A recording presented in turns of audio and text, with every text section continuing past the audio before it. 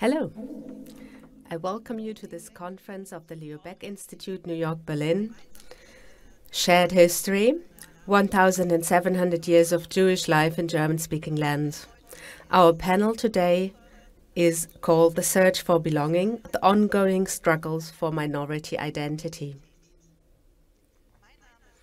My name is Hannah Dannel, and I work for the Central Council of Jews in Germany. And this leads me directly to the heart of the topic, because the history of the Central Council and the history of the Jews in Germany have very much in common. When the Central Council was founded 70 years ago, nobody believed that Jews would have a future in Germany. That was one of the reasons why the Central Council was called Central Council of Jews in Germany and not of German Jews. The majority of the people stranded, or the Jews stranded in Germany back then, had never been Germans. And also they wanted to make clear what a brutal end Jews had found in Germany. And only 2 days ago, there was a debate about this name. There was the assembly of the Jewish Student Union, and the Student Union from Baden asked the Central Council to change its name from Council for Jews in Germany to Council for German Jews. They said it was about time to do that. So there was an interesting discussion about this topic, but there was no majority for it. And the reason was that the majority found Jews in Germany too diverse to call them German Jews, because there are many people from other countries here as well. Leo Baeck is still a very famous and important figure for everybody at this conference today. And behind me, you see the Tucholsky-Strasse number 9. That's where the Central Council is, has its headquarters, and Leo Baeck had his offices there until his deportation. Leo Baeck said after his liberation from the concentration camp that for the Jews in Germany an era had ended. The belief was that the Jewish and the German spirit could meet on a German ground and marry to be a blessing for the world. But this dream is over, and the area of the Jews in Germany has ended forever. But already as early as 1948, Leo Baeck said there are still German Jews, and this is going to be like that. So today we're going to talk about this topic with 3 panelists. We're going to hear 3 presentations. You are all invited to ask questions as well. You can ask your questions in the chat. The questions are going to be collected and then are going to be asked to the panelists later on. We only have 1 hour for our discussion. That's why we have to hurry a little bit. Here at the panel, we are going to use our first names. So let me start by introducing the panelists in the same order in which they're going to give their presentations.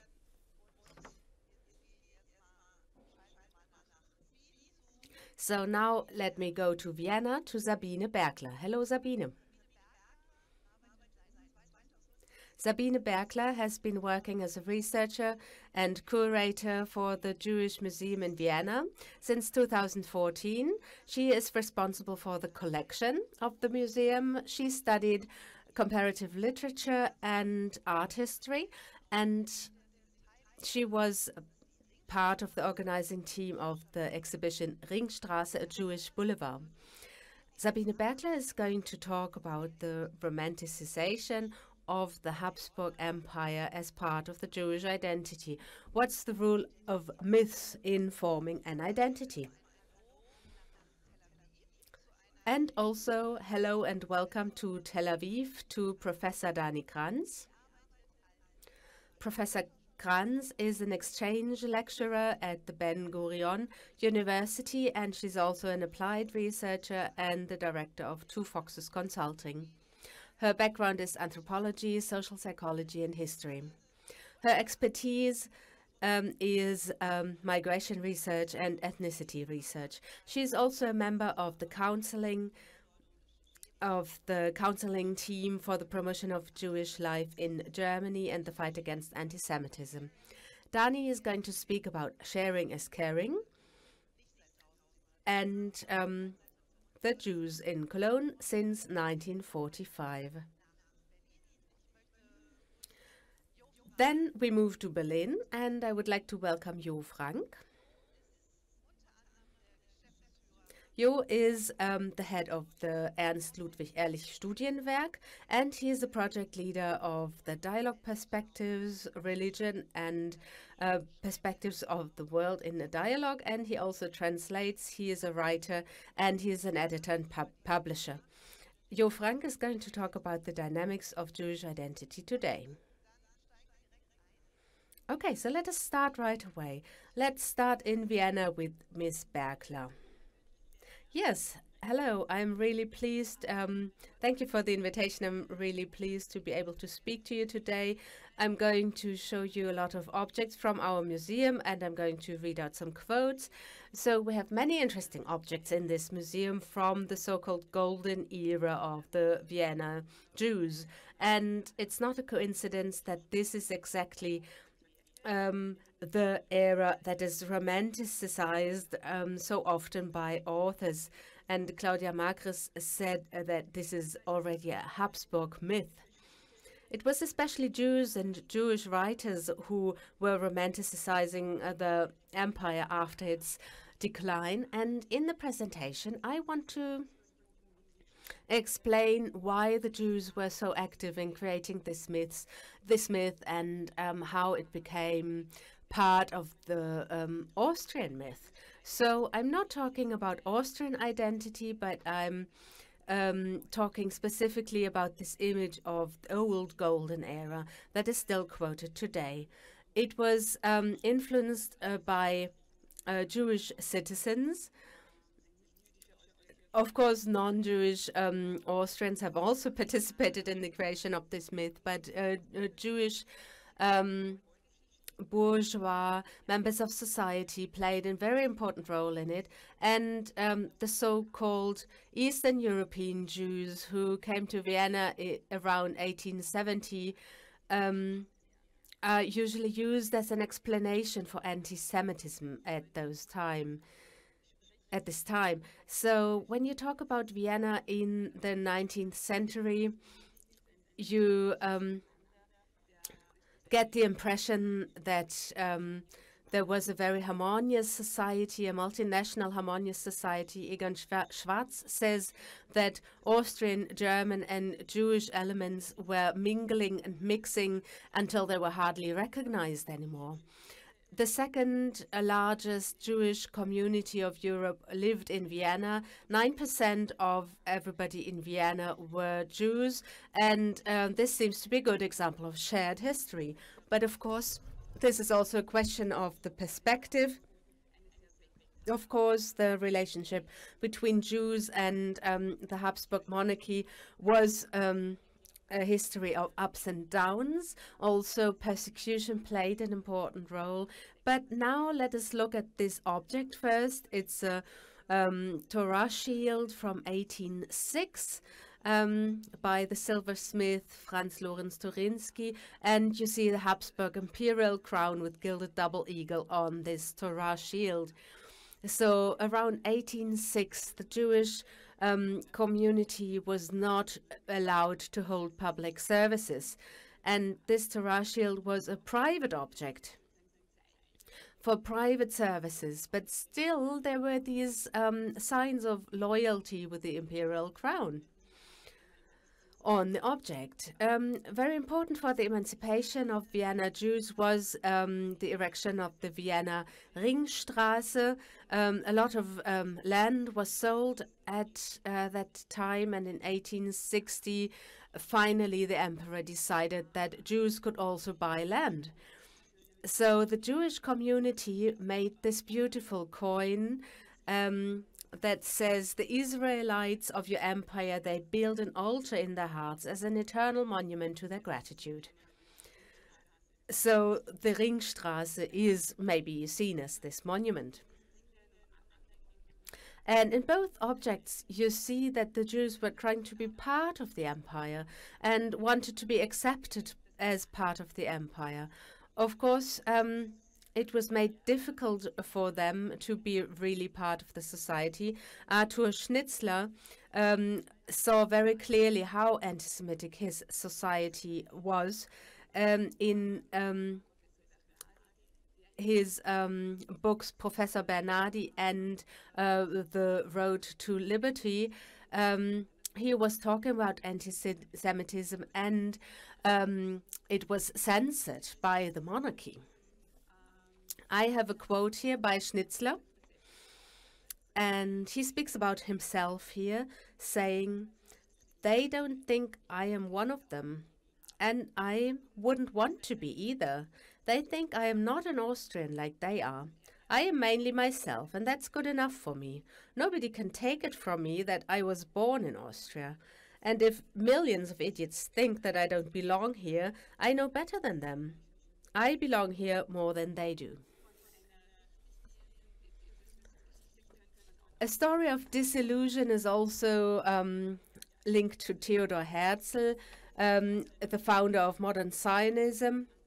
In his younger years, he had other ideas. He wanted to baptize the Jews of Vienna in the Stephansdom to end discrimination. And he then dropped these ideas. He dropped his motherland, so to say, and his patriotic ideas. And when you look at his works and writings, it's quite interesting that you still see Austrian liberalism in his thinking. So he couldn't turn his back to those old ideas totally. This is a posthumous portrait of him, 1930, painted by Wilhelm Wachtel, born in Vienna, and he also worked in Vienna. And in Hebrew, it says, "If you will, it is no fairy tale." But there's a mistake in the spelling here. It should be Aleph, but it's not Aleph here. And actually, the text says here, "If you will, it is a fairy tale."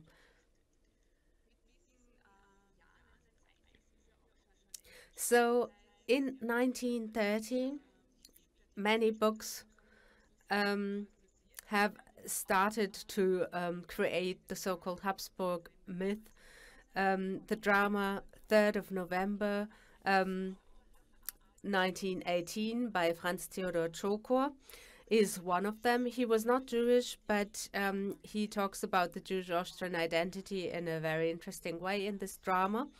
And Earth from Austria is a quote from this play. It's set in the last days of the Habsburg monarchy, and there is one of the old colonels who keeps talking to his soldiers about the unity of all peoples of the empire. He dies, and his soldiers bury him with a shovel of earth from their future national home countries. And they have earth from Hungary, from Poland, from Carinthia, from Slovenia, Czechia, and Italy. And the Jewish physician thinks for a while what kind of earth he should symbolically use, and then he chooses a shovel of earth from Austria. A very important work about the romanticization is Radetzky Marsch by Joseph Roth. He says, quote, "A cruel move of history has destroyed my old motherland, the Austrian-Hungarian monarchy. I loved this motherland that allowed me to be a patriot and a world citizen at the same time, an Austrian and a German among all the Austrian peoples. I love the virtues and the merits of this motherland, and today, now that it's dead and lost, I even love its failures and weaknesses. It had many of those, and it atoned for them through its death." So here you see quite clearly how Joseph Roth saw the empire, and that he loved this old empire, and he understood that he forgot the failures because it was now dead. Here we have a book by Stefan Zweig. He wrote a book called his memoirs called The World of Yesterday, and he called the monarchy the golden age of security and safety. And I quote Stefan Zweig, "Everything seemed to be permanent, and the state itself seemed to be a guarantee of stability forever. And the people's representation seemed to keep everything in good order. Even the currency seemed to be there forever. Everybody knew how much they owned, and what was allowed and what was prohibited. Everything had its norm, its weight, and its measure." Of course, you have to know that Stefan Zweig and Joseph Roth were writing these novels when their life was threatened by the National Socialists. Thorberg published in 1975, quite late, his book Tante Jolesch, the Aunt Jolesch, and he already was looking at history through the post-Shoah glasses, and the memories of the Habsburg monarchies became a phenomenon of mass interest. Of course, he doesn't ignore Shoah, and his protagonists usually find a violent death. It's quite interesting when you talk about the Aunt Jolesch today. The violent deaths are usually forgotten. Most people remember mostly the funny stories. And Tante Jolesch is also very popular with tourists. And after Austria joined the European Union, diversity in Austria has become more popular again.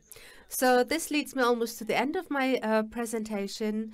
For plurality's sake, I want to raise two questions at the end of my presentation. First question is, should we really talk about shared history when we talk about the Habsburg monarchy, or should we talk about shared memory of people who have envisaged something that never existed?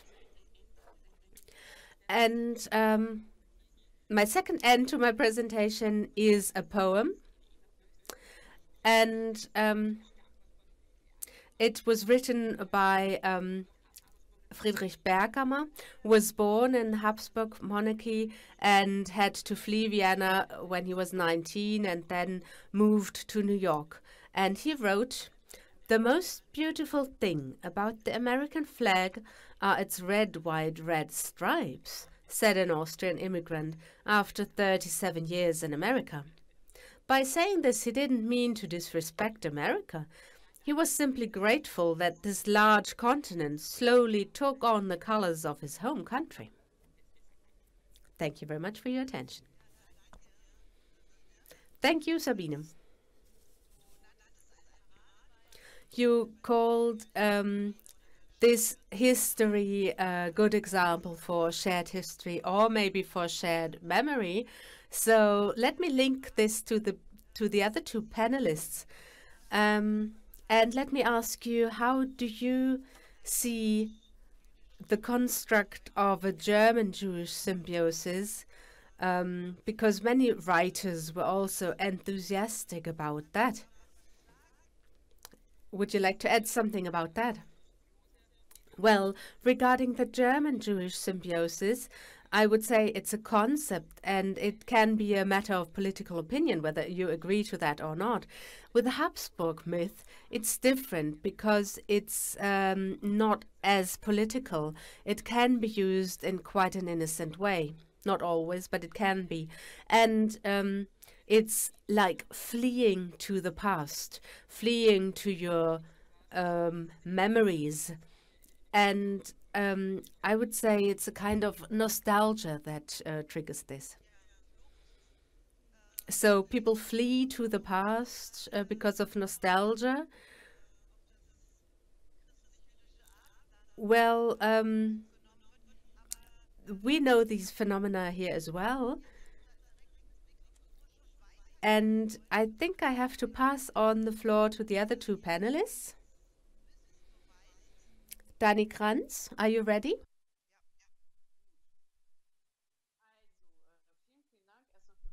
Well, thank you very much for the introduction and for the very interesting presentation, and I think your will be as interesting.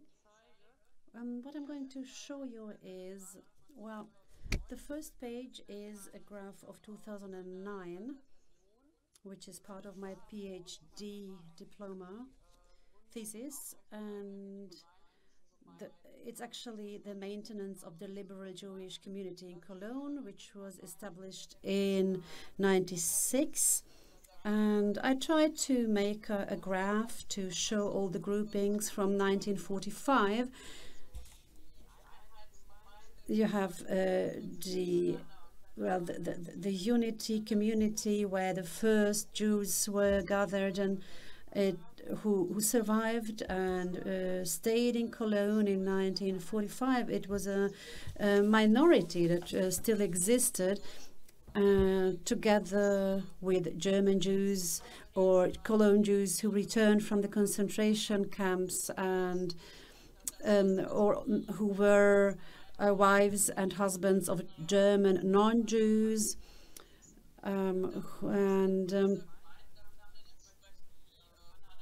as Hannah mentioned, there were displaced persons from other parts of Europe, so this community increased. But actually there were hardly any Jews in Cologne after the war. This is something that I found out after my field research. So in the first generation there were hardly any Jews in Cologne, but in the course of time there were some inner Jewish developments, and through contacts to the non-Jewish environment, political group building, and so this is the next, the second group, a Jewish group. There was a place where Jews could meet who were left-sided, who were quite critical towards Israel. And there was a unity of and adjacent groups. And there were other groups where Jews and non-Jews met to discuss different political topics.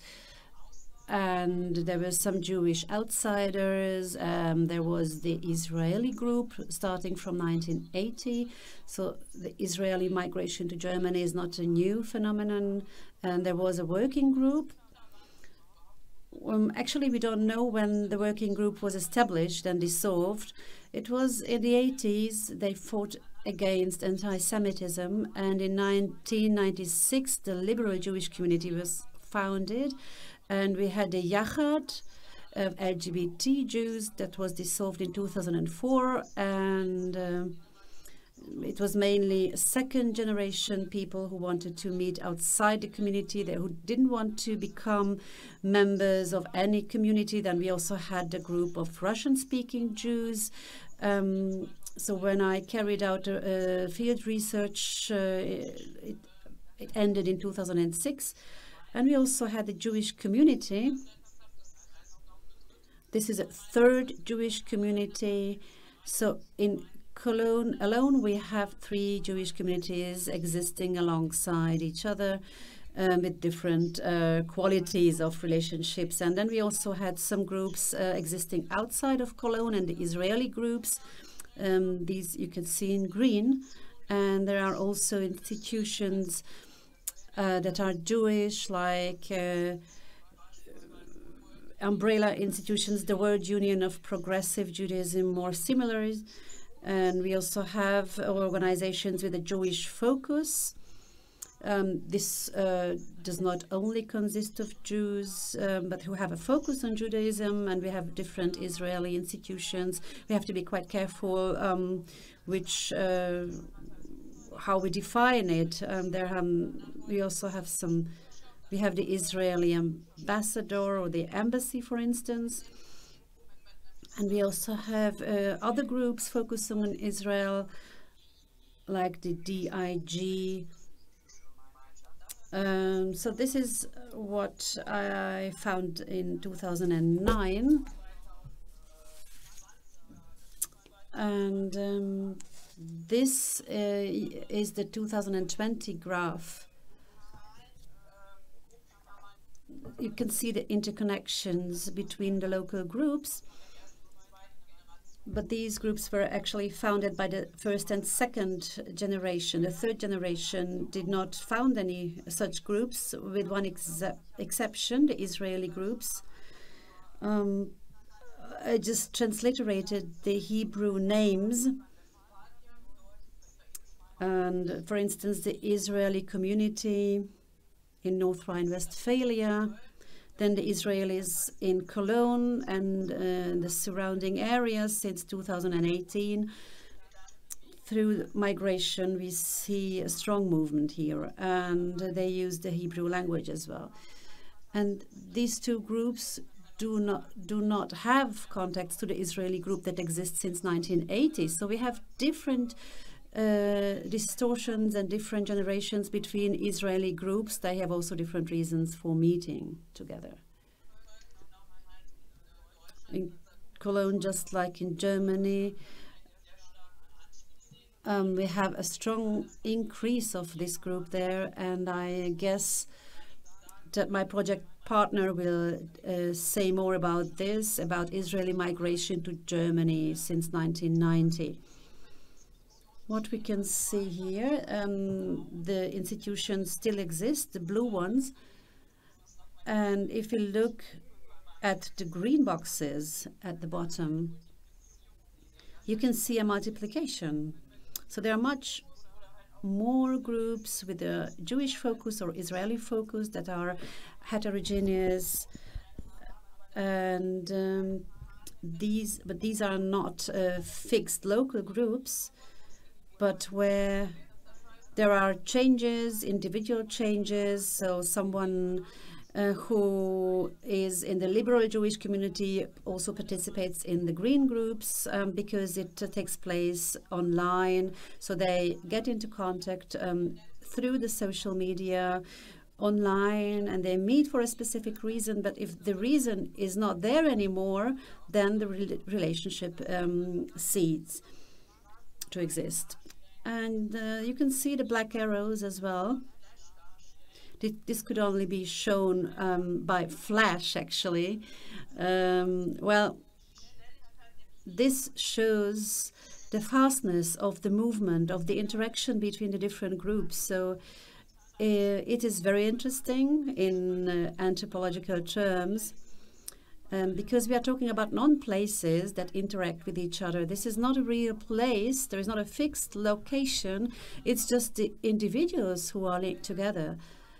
And so there is no locality. And well, I'm trying to stick to the time limit. Innis plays a very specific role because it's a link for a huge group, not only for scholarship holders, but they know so many people who are linked to them, and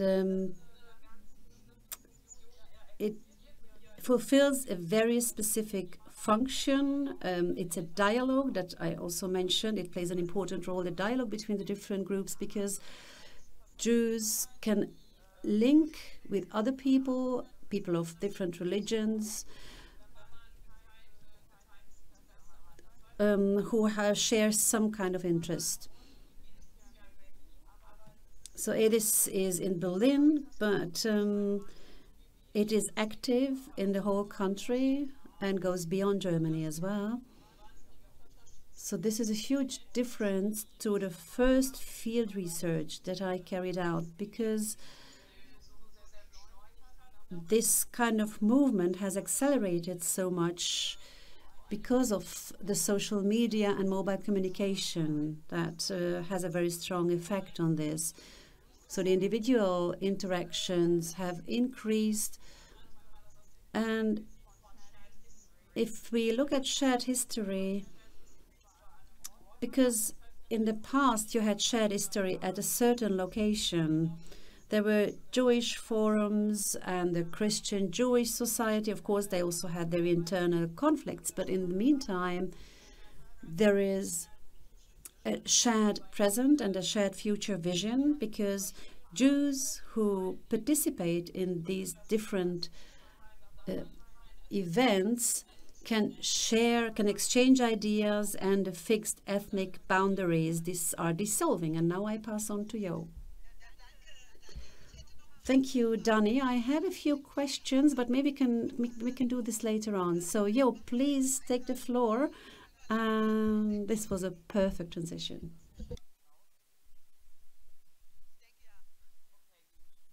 Please leave the shared screen.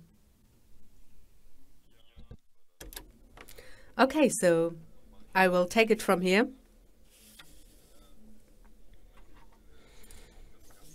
I want to thank you for the invitation as well. ELAS has been cooperating very closely with the Leo Baeck Institute for 10 years, especially with the Leo Baeck Institute in New York. And I'm especially pleased to be here and talk to you today because of that. And I also want to make use of this opportunity to thank the team of the Leo Baeck Institute.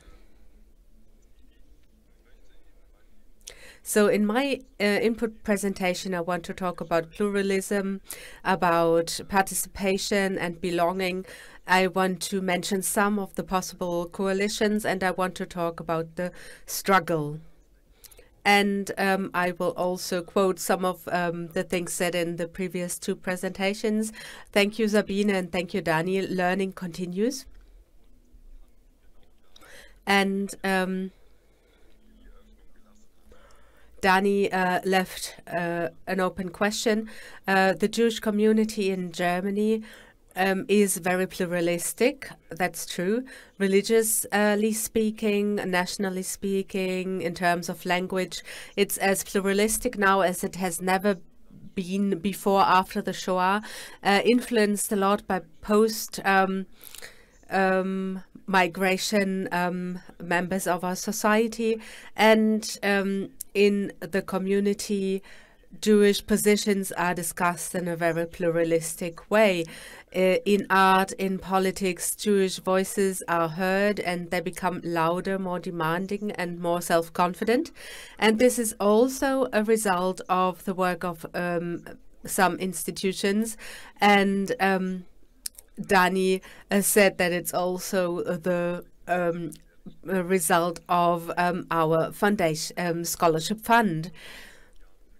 So we have been working on the questions of belonging and identity for many years now, and we want the precondition is that diversity is accepted. The question of identity is very complex because Jewish identities are also dynamic. They change. Individual components become more important, others become less important, and to recognize that gives us the liberty to free ourselves from external definitions of our identity and to add our own elements to our own identities.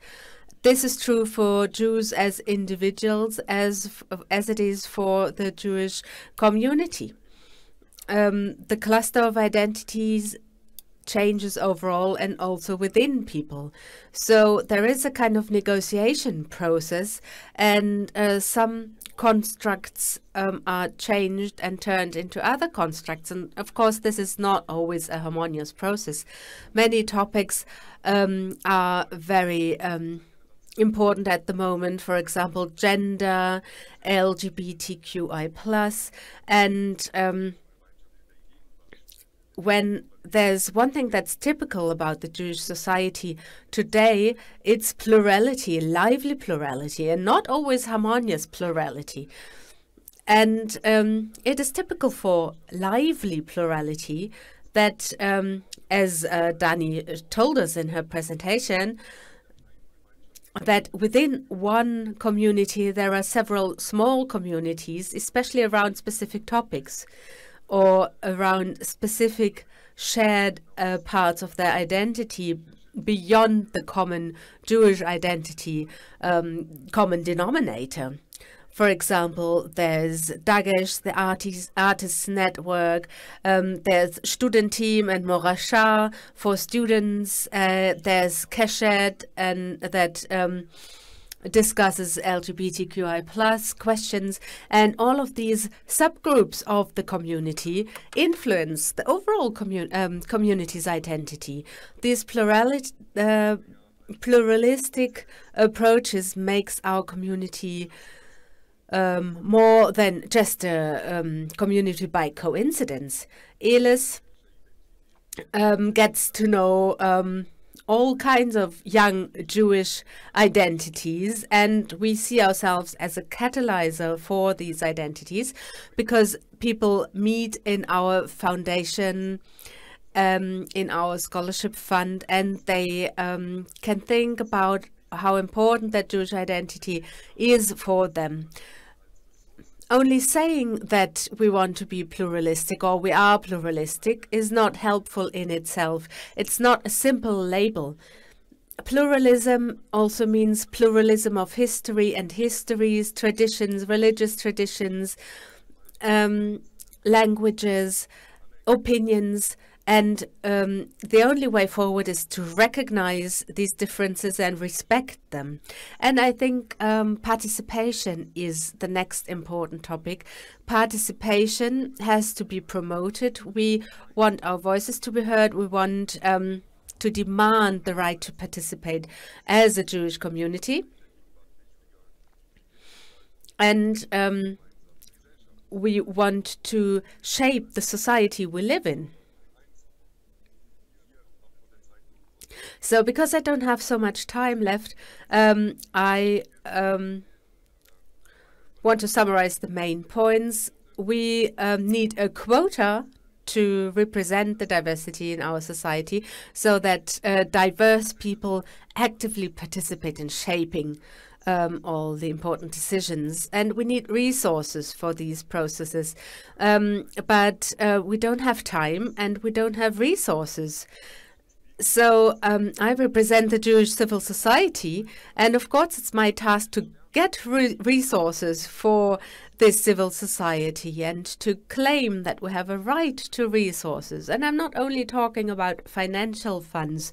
Of course, I tell everybody who emphasizes the importance of Jewish life in Europe to put their money where their mouth is. But since we're in a hurry, with all these projects, we also need other resources apart from money. We need participation.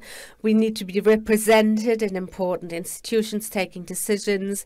There is no belonging without participation. That's the headline I should have chosen for my presentation, actually. So, shared present is more important than shared history. And as Dani said, also shared future is what matters to us. So why do I highlight participation so much? In the quest for identity, participation is so important because we all know that the AfD, after the coming parliamentary elections, is going to receive resources to set up structures that are going to change this country for generations to come. We have learned one thing from working with young gifted people in our scholarship fund. We have learned that we influence their lives for a long time, and that this is an important tool to influence our society. And the anti-Semites and fascists and anti-democrats are going to set up a fund of their own that they're going to use exactly for the purpose of changing our society and our country. Next year, we're going to celebrate 1,700 years of Jewish life in Germany. And at the same time, internally, there are debates about the pluralistic society. And we have a struggle going on where Jewish life is still, or again, seen as questionable in Germany. So I should also mention fear. Fear changes everyday life. Fear leads people to hide parts of their identity. Fear hinders people from becoming emancipated as minorities. So since there is a lot of fear, I want us to be able to defend ourselves through cooperation. Cooperation means cooperation with the majority society and also with other minorities. Political allegiances, work on shared topics, for example, the freedom of religion, structural exclusion, structural racism, and a pluralistic commemoration culture. In order to change societies, we need coalitions, we need allegiances, we need common structures. And dialogue perspectives like, for example, the Jewish-Muslim programs like Shalom Aleikum stand for that kind of coalition. But we also need to question that from time to time and ask ourselves whether these corporations are really wanted by our state corporation partners, or do they just like the idea of these corporations? I sometimes doubt if they're really as popular as they're supposed to be. And there's also strengthening of identity or positions when you have these dualistic titles, like either Jewish or Muslim or German or Jewish. This opposing wording is strengthened by politicians in Germany by speaking about Jewish people, Jewish people as if there were also things like Jewish tables. Why do you speak of Jewish people? Why do you not only speak of German citizens who are Jewish? So I think that's the question of identity and belonging. How does the country protect its own citizens? Because the Jew in Germany are German citizens. So I think this othering in the discourse leads to the perception that Jews in Germany don't belong to this country. The question of belonging in present is a misunderstanding, because all minorities make up a society and they all belong to the same society. So in the beginning I said that the Jewish life in Germany nowadays is as diverse as it hasn't been after the Shoah, but it's also as threatened as it hasn't been since after the Shoah. And the state organs need to defend Jewish life, not only with the help of police officers in front of Jewish institutions. Defending democracy asks of all of us to stand up for open democracy and for all the identities that are part of this democracy. Because we are all part of this struggle about Jewish life being questioned by one part of the society, while the other part has to take up the responsibility for strengthening a lively Jewish life in our society. So I understand that my presentation is a bit like an appeal to the audience, but I think it's part of my responsibility to make use of these forums, of a panel like this, to show what the circumstances are under which we currently work. And I hope that this has become clear. Thank you, Jo, for this very important appeal to defend democracy. We all want to do that. So I also want to appeal to you. Belonging, safety, security, visibility. Next year, but also beyond. This is our journal, the Community Barometer, Gemeindebarometer. It's also online.de, and this journal has a survey among Jews in Germany, those who have been part of the Jewish community, those who are part of the community or never were. And In this survey, you can also find out what the unmet needs are. So I see that we don't have any questions from the audience. I hope that this is going to change. I would like to talk, to give you the chance to talk to each other. Dani, would you like to comment on Joe's presentation? Well, I was actually getting my cup of coffee here. So Joe highlights the mystification that Sabine talks about in the Habsburg monarchy, or regarding the Habsburg monarchy. And I think we shouldn't isolate Jews by isolating their identity, because they're always part of the overall society.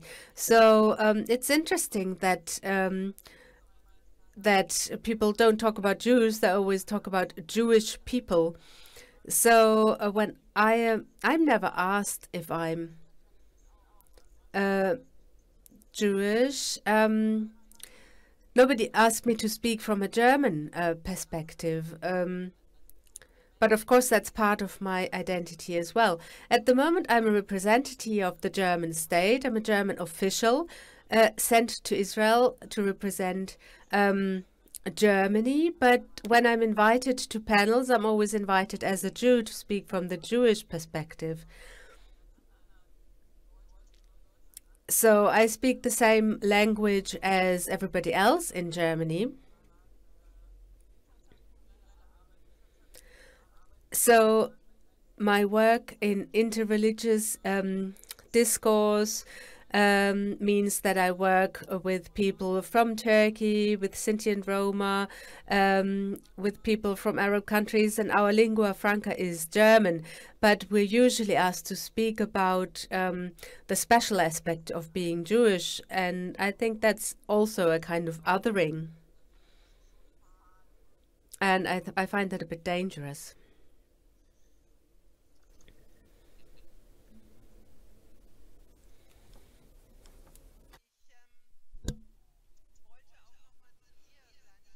Dani, I wanted to ask you something. In your presentation about the different connections of the groups, you mentioned at one point that it has changed a lot since the first generation, and the third generation is completely different. I would like to ask you, you mentioned different changes and jumps in the 80s and due to immigrations, but what happened that there was such an urge, such a need to empower themselves and to establish groups outside the community? Can you say something about this? Of course, there were huge biographical differences between Germans and displaced persons from other parts of Europe, and the children of these German Jews did not feel Germans, but they felt Jewish, and so there was a completely different generation. And this did not exist in the first generation. In the second generation, you could see that certain players, due to their individual identity configuration, they wanted to take part in civil society, not necessarily in a religious framework. And they didn't want to stay in that unity communities. This completely different, so these are completely different identity practices, and in the third generation it has become much more diverse, like immigration from the former Soviet Union. These people are completely different. We also have immigrants from Israel, and so there are also much more people, and if you have more people, you have a greater variety, and of course it has a completely different appearance to the outside. And the trauma stress of this third generation is not as high as of the first and second generation. So there are large psychological differences and the possibilities to become injured.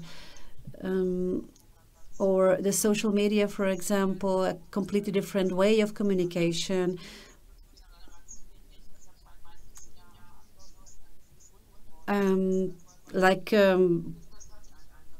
When I made my PhD, we did not have social media, for instance, or Redis, and I could not profit from these possibilities. And the third generation is completely different with completely new opportunities. And I would say many of my friends left Germany. After growing up in Germany, they went to other countries and live in other countries because they could not see any future for themselves in Germany. On the contrary to me, because I returned, but many people stayed abroad. They wanted to flee the limitations of a Jewish community in Germany. Well, I'm curious what you are thinking about this. I think that what has changed in this time is that there is a bigger interchangeability of organizations in Jewish civil society and Jewish communities. But it's also due to this young generation who do not have the experiences of their parents, especially children of post-Soviet immigrants. They have a completely fresh view on the situation and on the community, and they see spaces for participation. I think that this is something that has changed and is changing all the time in a positive way in the last years. And it's very exciting that this generation that we work with at ELIS is that there are children of the first generation of post-Soviet immigrants who want to shape these spaces for themselves, and they don't want to be dependent on the experiences made by their parents and grandparents. Of course, they have very different backgrounds coming from countries that do not exist anymore, for instance. So there is much more positive energy among this young generation to express it in an esoteric way, and they are also more ready to allow these kind of relationships, these mutual relationships. It's quite a positive view. I don't want to skip the conflicts in this process, but my view is rather a positive one. Yeah, I don't think it must be necessarily negative, because conflicts can also lead to progress. And we need friction in order to develop within communities and beyond communities. Well, I also see a threat by the radicalization of the German political scenery, and that the AfD receives funds. If I want to be cynical, it is that we grow our own enemy, and I don't know how other foundations deal with this situation and networks, because there is a lot of cooperation, and I think it's a very strong integrative moment. We see a lot of cooperation between ELIS, Avicenna, and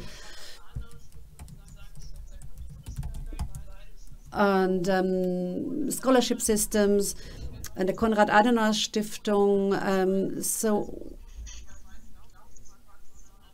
it's not necessarily linked to religion, but there is an origin and a background that is also very important. And we have to talk about this this background. We have to. So I don't really know how an AfD foundation can act, and how we can interact with them. I think it's very threatening.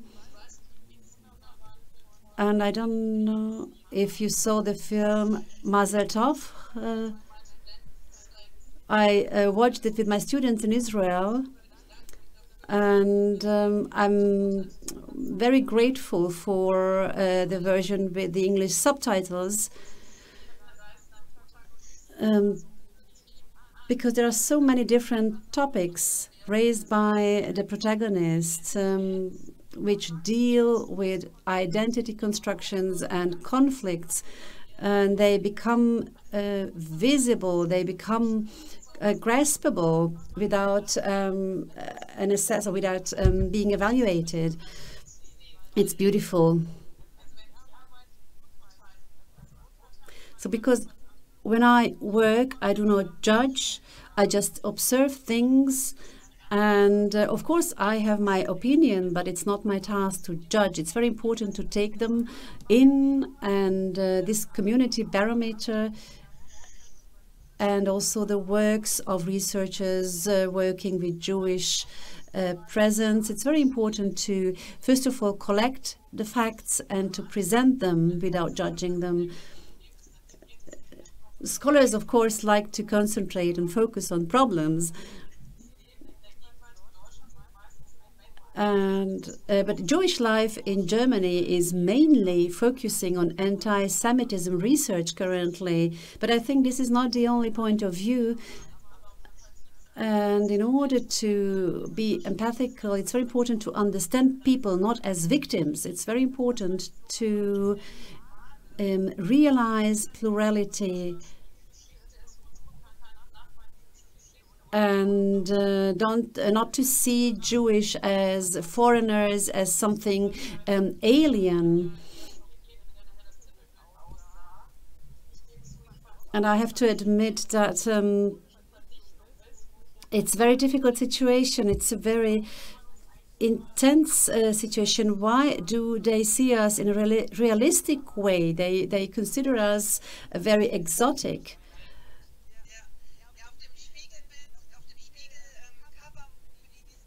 Yes, for those who did not see it, on the cover of the Spiegel said, "Jews are unknown neighbors," picturing two old men with long beards and kaftans making some kind of deals. But my question was, my impression is that, of course, we know the young generation, we know their social situation, but what's the difference to the generation of our grandparents? Are they different from them? Yes, of course, they are much more self-confident. Yes, of course, but the generation of Hannah, Jo, and my children are completely different again. So they don't have this burden. A burden that was still on the third generation. But as a mother, I think it's very relieving. As a researcher, I think it's fascinating, because I think that my daughter's life is much easier. She can live as a Jew, as a German. They have different festivities, and she can be very honest about her origin. And her favorite festivity is Yom Kippur, because then you can ride a bike in Israel on the streets. And this was something surprising in school. And so being a Jew is a very specific Israeli variant. And I think our generation would have been completely different of being asked about being Jewish in a German majority school. Yes, when I grew up, we didn't want to stand out, and of course, it was a very specific thing to sing Hanukkah songs in the tram, for instance. Yes. There are many things that are important to me, but to come back to the political level, I think a lot of things are decided now. I mentioned the foundations, and many things are decided in the political framework, and many things. So now we see how relationships are, or how resilient relationships are that have been built up in the past. And to us, the situation is quite clear. There are individual foundations, and also in the scholarship system, the study work Felix, but this is not a consensus. This is a thing that we have to work on, and therefore it was very important to me to make clear the plurality that we are talking about. It's not only a positive thing to be happy about, but these are very serious processes, decision-taking processes within society under the pressure of non-Jewish community and non-Jewish society. And this intergenerational thing is another point. This is a discussion that has to take place yet. Some years ago, we were talking about a lot of different migration stories within Jewish community to make them more visible. And we had an exhibition curated by Beck, where these different stories of migration were presented. And it was very important for the children to be able to tell the stories of their parents. And these intergenerational negotiation processes have to be continued, because there is always a risk that the younger generation says, well, look, we are building up a lot of things, establishing a lot of things, very impressive things, without or forgetting what the price was, at what cost they did these things. And I very much support our scholarship holders, but this is something we must not forget, because the previous generations had to pay a very high price for this. But of course not all the time, because now we are able to do this in society. But I think wanting to do this is still a question, an outstanding question that we have to resolve, and we need to find a joint answer. We have to push and find new questions. And Joe Steinbeck writes in his book in a very concise way, or questions this wanting, this intention. Of course, we've received some questions, but unfortunately we've run out of time. Many participants want to know more about different communities in Germany and how they are linked together. What about language conflicts between German and Russian? There are so many topics, and we also received a question from the United States about AFD. So whether this is topical only in the former GDR or in Rhineland as well, I'm afraid it's not, but unfortunately we don't have time to answer all the questions. I would say this has been a very successful panel. We have a lot of stories to tell. And but Dani, you wanted to say something? Well, if these are the current pressing questions, I can offer the people from the audience who has these questions to write them to me directly, and I can also pass on questions to my colleagues, and they are usually very happy to share their research outcomes, and there's a lot of interesting information regarding these questions in their research, because for me the knowledge transfer to civil society is very important. And I think Elis and the Central Council, all the actors involved, will agree that it's extremely important that the knowledge we have is shared.